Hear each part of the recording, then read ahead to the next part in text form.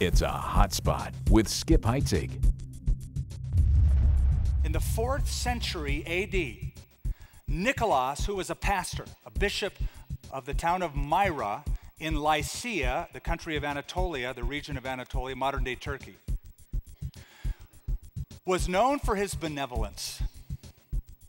He would load up his wagon, not his sleigh, his wagon, with fuel, with food, and give it to the poor. There's lots of stories around Nicholas.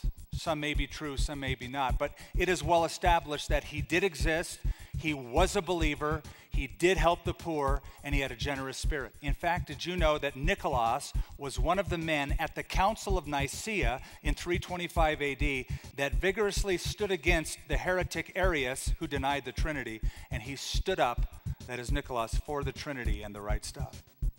That's where it comes from. Now, when he died, it became a custom in many of the areas around that area in Anatolia to give gifts on his feast day. And that's how that celebration began. Now, later on, it was the Dutch that modified a little bit, and they gave us the red suit and the white fur trim because it was reminiscent of the bishop's mitre and cape, and it just sort of morphed over time. But it was the Dutch that called him not Saint Nicholas, but in the Dutch language, Sint Nicolaas, or they made a contraction, Sinterklaas.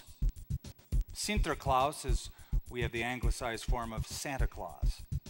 So instead of getting bent out of shape about Santa, how about telling your kids and the neighborhood kids about the real Santa?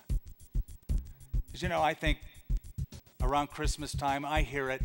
The world would love to believe that there is some happy, jolly, giving, wonderful, benevolent guy.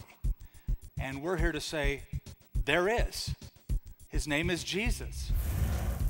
Want to hear more from Skip Heitzig? Just mention Hotspots when you call 1-800-922-1888, and you'll receive a free teaching CD from Skip entitled, Is It Okay to Celebrate Christmas? Or order online at hotspotsonline.net.